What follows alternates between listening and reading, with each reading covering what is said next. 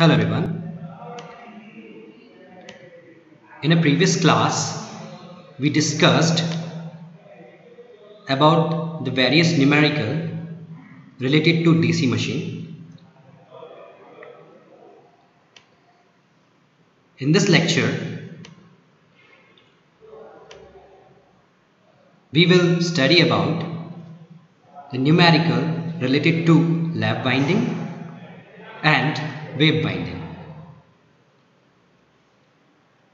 So firstly, we learn the formula, lap winding and wave winding, and finally the references of this presentation. So let's start with some important formula related to lap winding or some rules to solving the numerical related to lap winding as well as the wave winding.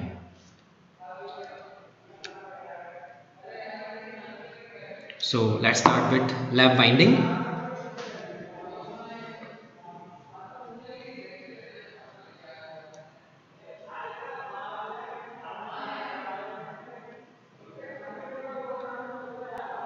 It is shown in figure 1.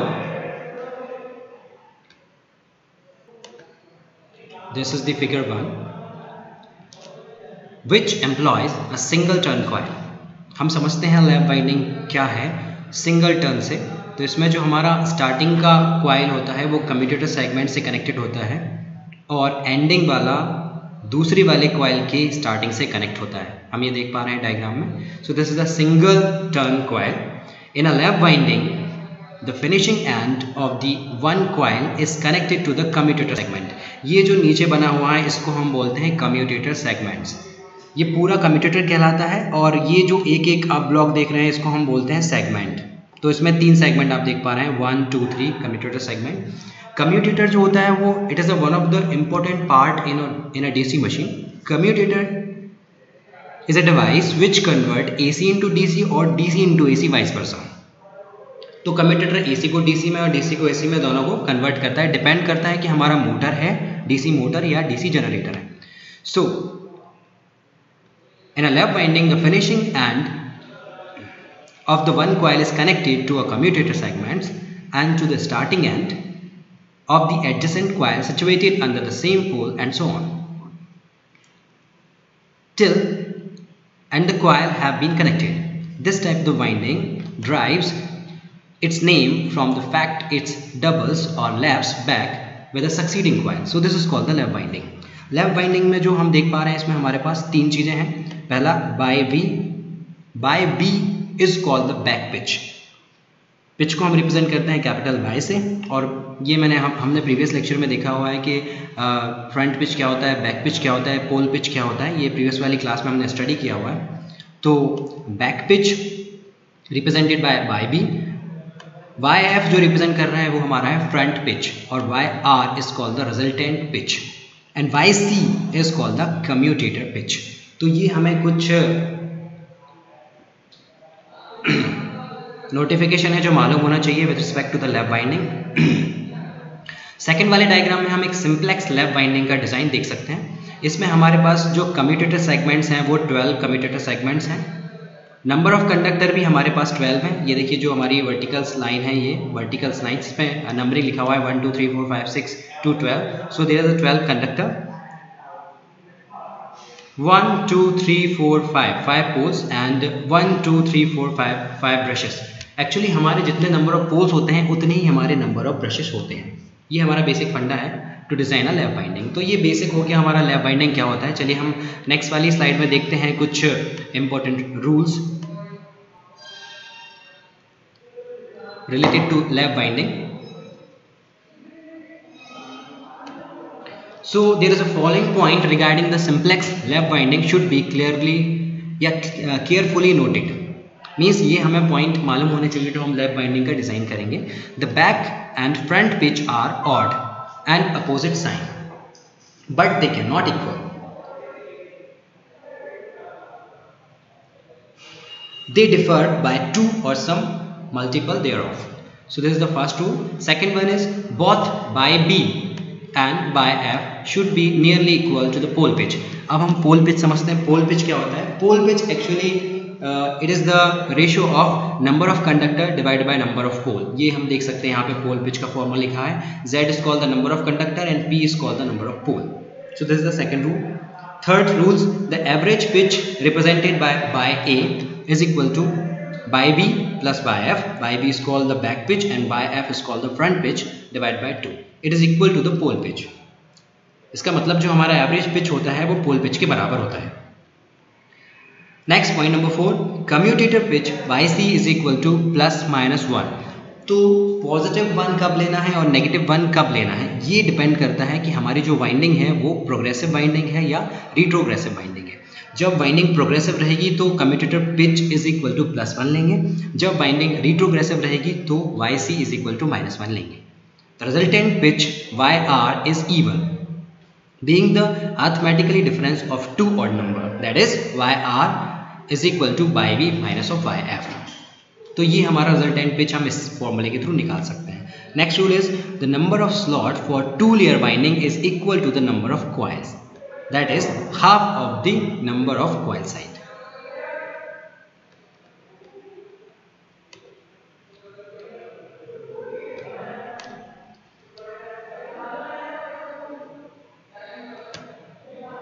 Next, rule number 7, the number of parallel path in armature is equal to M into P, where M is called the multiplicity of the winding and P is called the number of poles. So taking the first condition, or suppose that by B is equal to by F plus minus 2. So if case number 1, if back pitch is greater than to front pitch, that is back pitch is equal to by F plus 2, then we get a progressive winding. तो इस case में हमें जो winding मिलेगी जब हमारा back pitch ज़्यादा है फ्रंट पिच से, तो इस केस में हमें जो वाइंडिंग मिलेगी वो प्रोग्रेसिव वाइंडिंग रहेगी और राइट हैंडेड वाइंडिंग रहेगी। That is the winding which is progress in a clockwise direction as seen from the commutator end. In this case, obviously the commutator pitch YC is equal to +1. Case number 2, if back pitch is less than to front pitch, that is by B is equal to by F minus 2, then in this case we get a retrogressive or left-handed winding, that is one which advance in the anti-clockwise direction when seen from the commutator side. In this case, the commutator pitch by C is equal to -1. So finally जो हमें formulae use करने हैं, hence it is obvious that for progressive winding के लिए हम जो formula use करेंगे, front pitch by F is equal to Z upon P -1, Z upon P हमारा pole pitch कहलाता है। by B means back pitch is equal to Z upon P +1, ये हमारा प्रोग्रेसिव वाइंडिंग के लिए रहेगा। For retrogressive winding by F means front pitch is equal to Z by P +1 and back pitch is equal to Z by P -1. Obviously Z by P must be even to make the winding possible. So these are the rules. After this we will move some numerical problem. So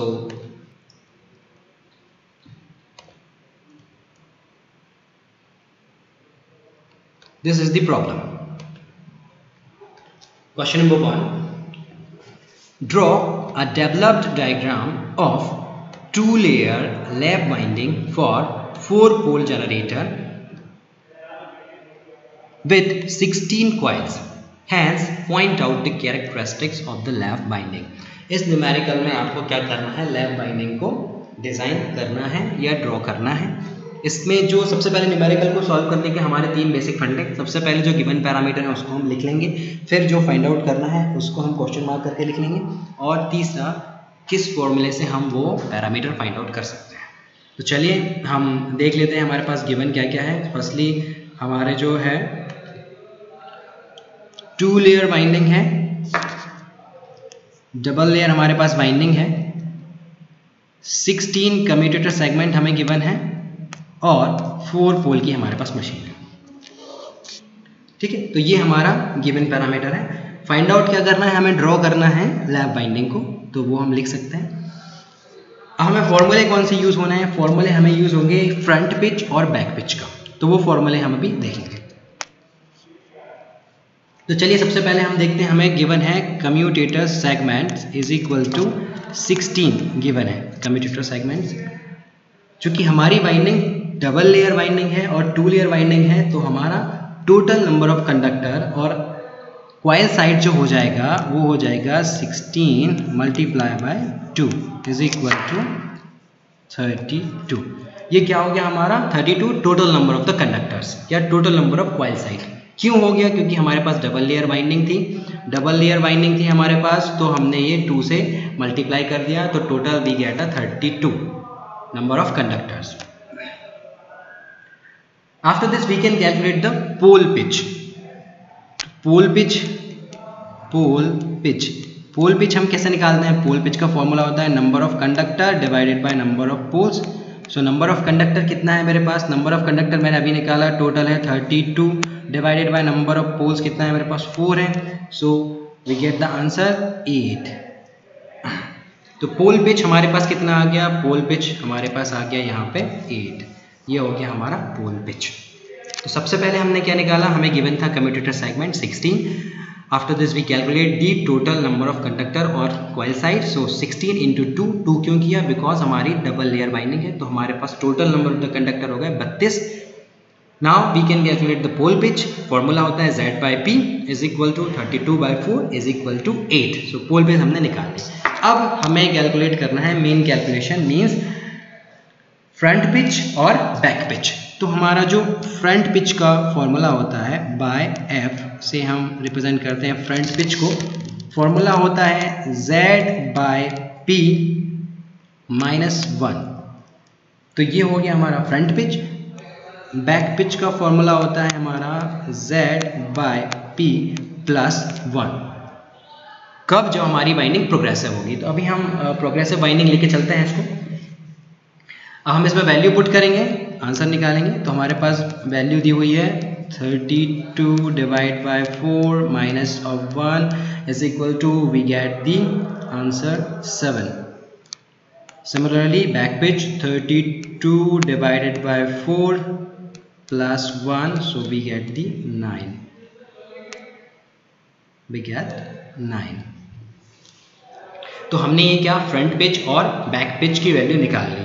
तो bye F हमारे पास आ गया यहाँ पे।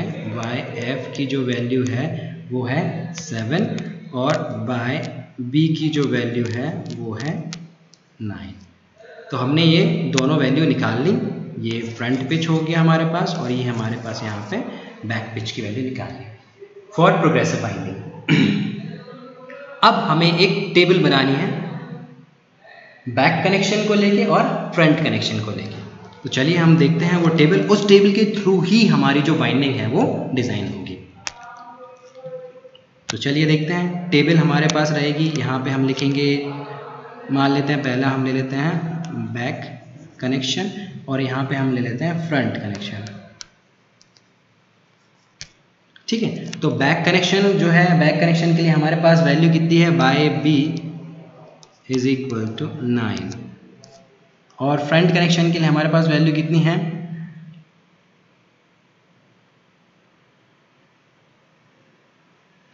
Bye F is equal to 7। तो ये हमारे पास दो value है। अब हम इनसे एक टेबल के फॉर्म को बनाना चाह रहे हैं जिससे हम बाइंडिंग ड्रॉ करेंगे। तो चलिए हमारी बाइंडिंग जो स्टार्ट होगी वो फर्स्ट वाले टर्न से स्टार्ट होगी। तो नंबर 1 लिया हमने, नंबर 1 2। हम इसमें बैक कनेक्शन जो है उसमें हम बाय B की वैल्यू को ऐड करेंगे। तो 1 + 9 इज इक्वल टू हमारे पास आ गया 10। अब ये 10 हम ले जाएंगे फ्रंट कनेक्शन में। So 10 - 7 is equal to we get 3। तो इसका मतलब क्या हुआ? इसका मतलब ये हुआ कि जो हमारा पहला वाला कनेक्शन है, फर्स्ट कनेक्शन कहाँ जाएगा? 10वें वाले स्लॉट में जाएगा, है ना। First winding connected to 10th turn, या ऐसा हम बोल सकते हैं फर्स्ट वाला जो टर्न है वो 10वें स्लॉट में जाएगा। और फिर हमारा अब थर्ड वाला आ जाएगा। थर्ड वाले को हम वापस लेके आएंगे यहाँ पे। ये थर्ड कनेक्शन आ गया हमारा। अब हमारी ये 3 है तो हम फिर करेंगे 3 + 9। तो हमारे पास आंसर कितना हो जाएगा? 12।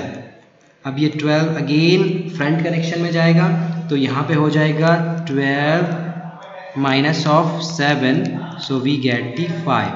तो ये हमारा दूसरा आ गया। अब 5 को हम फिर से उठा के यहाँ पे ले आएंगे, तो 5 + 9 कर करके हम बैक कनेक्शन निकालेंगे और -7 करके हम फ्रंट कनेक्शन निकालते जाएंगे। तो ये कैलकुलेशन हमें कब तक करनी है, इंपॉर्टेंट क्वेश्चन आता है, ये कैलकुलेशन हमें कब तक करनी है? ऐसी टेबल हमें बनानी है जब तक हमारा फ्रंट कनेक्शन साइड 32 कंडक्टर ना आ जाए। जब तक हमारे यहाँ 3, 5, ये जो हमारा यहाँ पे आ रहा है 3 आ गया, 5 आ गया, ऐसे एंड सो ऑन करते हैं जब तक हमारा यहाँ पे 32 कंडक्टर नहीं आता है, तब तक हमें इस कैलकुलेशन को करना है, ठीक है। और जैसे ही हम ये कैलकुलेशन कंप्लीट कर लेते हैं तो हमारे पास एक टेबल मिल जाता है हमें।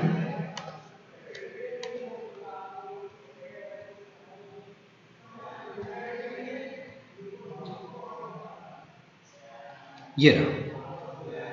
तो ऐसा हम एक टेबल के फॉर्म में बना लेंगे। ये हमारा बैक कनेक्शन हो गया, ये हमारा फ्रंट कनेक्शन हो गया। बैक कनेक्शन में बाय वी की वैल्यू हमारी 9 आई थी, तो 1 प्लस पहले वाले कंडक्टर से स्टार्ट किया, 1 + 9 = 10। फिर 10 को हम फ्रंट कनेक्शन में लेके गए, तो 10 - 7 3 को अगेन हम उठा के यहाँ लेके आए बैक कनेक्शन में, तो 3 + 9।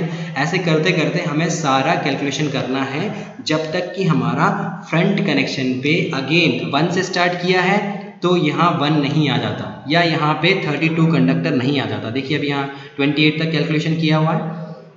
हम नेक्स्ट स्लाइड में मूव करेंगे।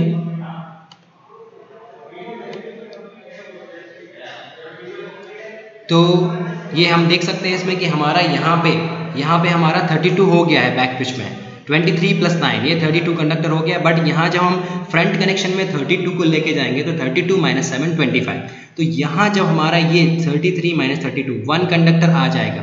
ये हम 1 तक कैलकुलेशन इसलिए करते हैं क्योंकि हमारी जो वाइंडिंग होती है वो जहाँ से स्टार्ट होती है वहीं पे लास्ट में आके एंड होती है, इसलिए हमें ये पूरा कैलकुलेशन एक टेबल के फॉर्म में करना है। अगर हमने ये कैलकुलेशन टेबल के फॉर्म में कर लिया so we can easily draw a lap winding. अब इसके बाद लैप बाइंडिंग को डिज़ाइन करना बहुत ही आसान है। चलिए नेक्स्ट स्लाइड में वो भी देख लेते हैं।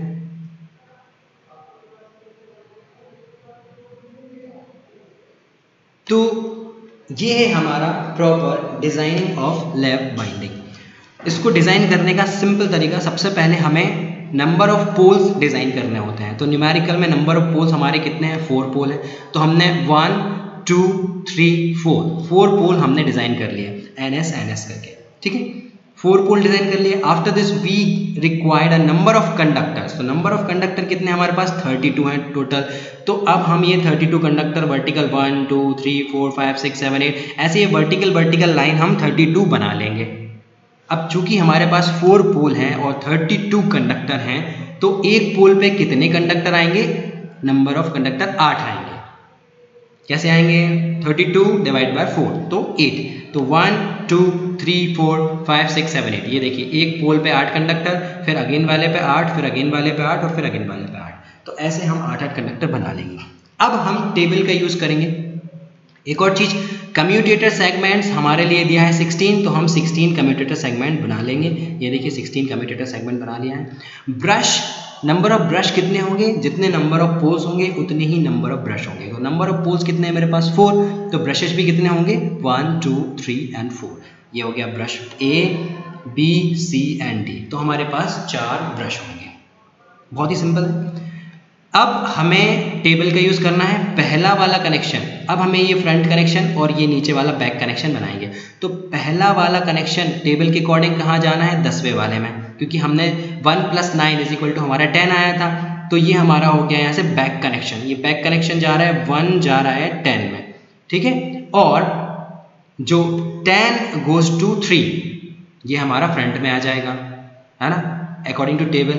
अब ऐसे ही हम देखेंगे नेक्स्ट, तीसरा वाला कनेक्शन कहाँ जाएगा, तीसरा वाला कनेक्शन जाएगा 12वें नंबर वाले कनेक्शन में। तो ये तीसरा वाला कनेक्शन हमने 12वें में कर दिया बैक कनेक्शन, और फ्रंट में ले जाके इसको हमने 5वें कनेक्ट कर दिया। तो ऐसे ही हम सारी की सारी बाइंडिंग को डिज़ाइन कर सकते हैं और बहुत ही आसानी से हम लैप बाइंडिंग बना सकते हैं और समझ सकते हैं। तो ये था हमारा लैप बाइंडिंग का न्यूमेरिकल। इसको आप एक बार तरीके से पेपर पे ड्रॉ करके देखिए। कुछ प्रॉब्लम आती है तो आप मेरे से डाउट क्लास में पूछ सकते हैं। Now next we will move on the next topic name is a wave winding. तो अब हम वेव बाइंडिंग का न्यूमेरिकल देखेंगे कि वेव बाइंडिंग में पहले हम इसका कुछ फॉर्मुलेशन और कुछ इंपॉर्टेंट पॉइंट्स जो हमें याद रखने हैं वो देखेंगे। उसके बाद then we will move the numerical of wave binding.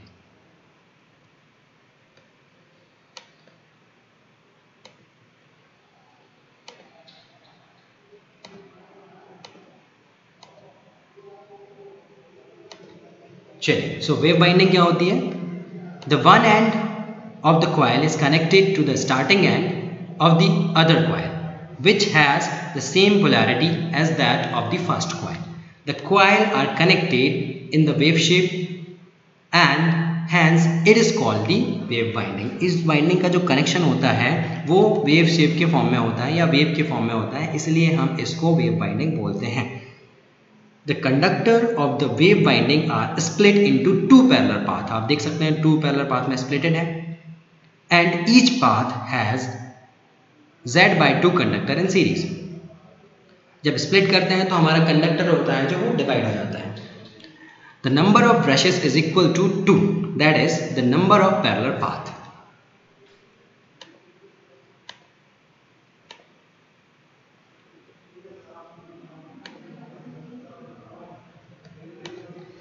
As shown in a figure, ये हमने ऑलरेडी प्रीवियस वाला जो लेक्चर देखा है उस पर मैंने आपको ऑलरेडी ये पूरा थ्योरेटिकल पोर्शन अच्छे से एक्सप्लेन किया हुआ है। तो हम इस स्लाइड को स्किप करते हुए सीधे न्यूमेरिकल की ओर मूव करते हैं।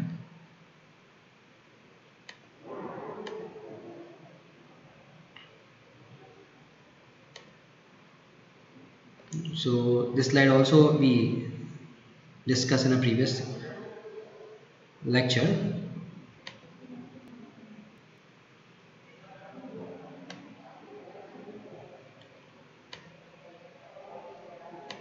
So this is the important formula related to wave binding.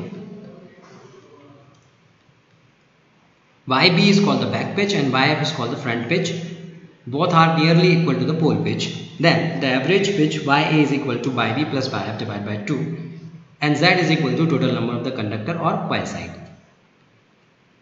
तो ये फॉर्मूले भी हमने प्रीवियस वाले क्लास में देखे थे।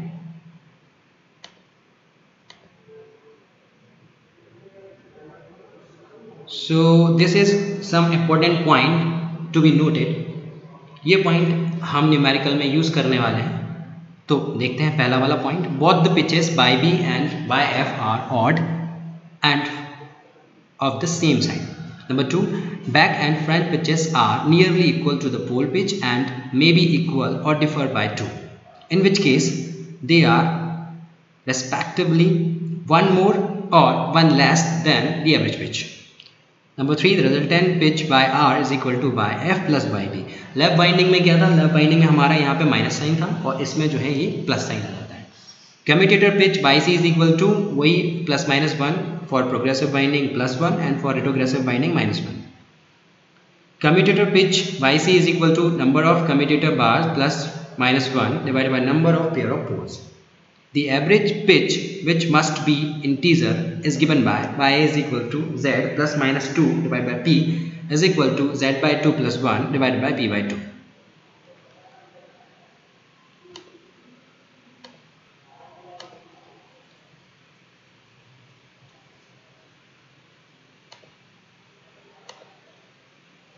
The rule number 6, the number of coil that is NC can be found from the relation NC is equal to P into by A plus minus 2 divided by 2. It is obvious from rules 5 that for wave binding the number of armature conductors with 2 either added or subtract must be multiple of the number of poles of the generator. The number of armature parallel path is equal to 2m, where m is called the multiplicity of the winding. तो ये कुछ rules और फॉर्मूले हैं जो हम use करेंगे to design a wave winding. चलिए देखते हैं न्यूमेरिकल वेव वाइंडिंग का। Okay, so this is the numerical problem. Draw a developed diagram of a simplex 2-layer wave winding, a 4-pole DC generator with 30 armature conductor. Hence, point out the characteristics of a simple wave winding. तो इसमें हमारे पास क्या given है? Double layer winding है, 4 पोल की machine है या 4 पोल का जनरेटर है और 30 आर्मेचर कंडक्टर दिए हैं।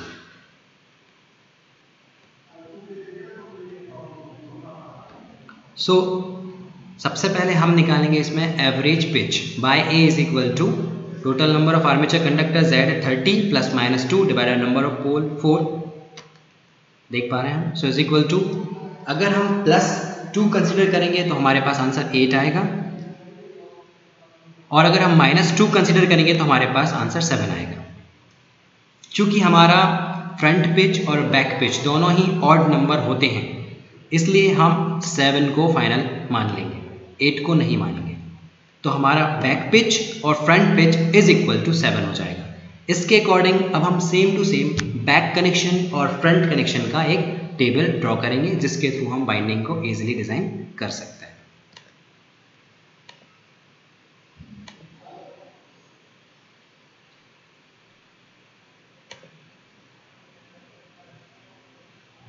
सो this is the connection table, back connection and front connection. तो इसको भी हम 1 से स्टार्ट करेंगे, जैसा हमने लैप वाइंडिंग में किया था। तो 1 प्लस 7, क्योंकि हमारा बैक कनेक्शन की वैल्यू 7 है और फ्रंट कनेक्शन की वैल्यू भी 7 है, इसमें दोनों में ही हम जो है वो ऐड करते हैं पिच को in case of wave binding. So 1 plus 7 यहाँ पे 8 आ जाएगा, मतलब पहला वाला कंडक्टर 8वें वाले कंडक्टर में, या पहला वाला कंडक्टर 8वें नंबर के स्लॉट में जाएगा। फिर 8वें नंबर का कंडक्टर जो है उसमें प्लस 7 करेंगे तो 15 में जाएगा। 15 को अगेन बैक में लेके आएंगे तो 15 goes to 22, then 22 goes to 29। ऐसा कैलकुलेशन हम करेंगे कब तक? हमारे पास total number of the conductor कितना है? 30। तो 30 तक हम ये पूरा कैलकुलेशन करेंगे, और जब तक हमारे यहाँ पे फ्रंट कनेक्शन में 1 नहीं आ जाता तब तक हम कैलकुलेशन करते रहेंगे। तो ये कैलकुलेशन होने के बाद अब हम वाइंडिंग को डिजाइन करेंगे या ड्रॉ करेंगे। तो ये वाइंडिंग है हमारे पास, सेम वही की वही प्रोसीजर है वाइंडिंग को डिजाइन करने की। सबसे पहले हमें नंबर ऑफ पोल्स कितने हैं? 4 हैं, तो 1 2 3 4 पोल हम इसमें क्या करेंगे? डिजाइन कर लेंगे। उसके बाद total number of the conductor हमारे पास 30 हैं, तो ये 30 का हम वर्टिकल लाइन खींच लेंगे। इसके बाद नंबर ऑफ ब्रशेस कैसे निकालेंगे? क्योंकि नंबर ऑफ पोल्स हमारे पास 4 हैं, तो नंबर ऑफ ब्रशेस भी हमारे पास 4 ही रहेंगे। कम्यूटेटर सेगमेंट कितने दिए हुए हैं? कम्यूटेटर सेगमेंट यहाँ पे 15 दिए हुए हैं, तो हमने 15 कम्यूटेटर सेगमेंट बना लिए। ये जो नीचे आप डायग्राम देख रहे हैं ये हमारा सिंपल कनेक्शन डायग्राम है। इसमें हम आसानी से देख सकते हैं कि पहला कंडक्टर जो है वो 8वें में जाएगा, 8वां वाला 15वें में जाएगा, 15 वाला 22 में जाएगा। ये ऑलरेडी हमने टेबल के फॉर्म जो बनाया है उसी को हम एक सिंगल लाइन बाइंडिंग के फॉर्म में भी ड्रॉ कर सकते हैं फॉर इजीली अंडरस्टैंडिंग। तो ये हमने बना लिया। अब अकॉर्डिंग टू टेबल हमारा कनेक्शन नंबर 1 जो है वो जाएगा कनेक्शन नंबर 8 में, ठीक है। अब नॉर्मली होगा क्या कि ये चूंकि हमारा वेव के फॉर्म में, देखो ये आप देख पा रहे हैं, लैप बाइंडिंग में क्या हो रहा था कि ये 8 वाला कनेक्शन इस साइड गोज होके एक कॉइल फॉर्म कर रहा था, है ना, एक दूसरे को ओवरलैप कर रहे थे। बट ये जो केस है इसमें आप देखिए पहला वाला कनेक्शन 8वें में जा रहा है, लेकिन ये 8वां वाला अगेन वेव फॉर्म में, ये 8वां वाला कनेक्शन हमारा 15वें वाले कनेक्शन में जा रहा है, फिर 15वां वाला हमारा अगेन कनेक्शन ये 22 वाले में जा रहा है। तो ये एक पूरा ऐसा वेव क्रिएट कर रहा है, इसीलिए हम इसको वेव बाइंडिंग बोलते हैं। तो ये दो न्यूमेरिकल आप अच्छे से प्रैक्टिस करके देखिए, लैप बाइंडिंग का as well as wave winding का।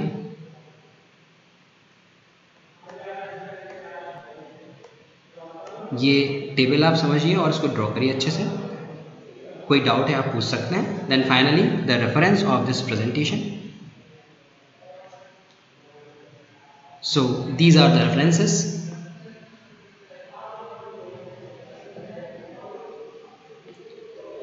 And thank you for watching the video.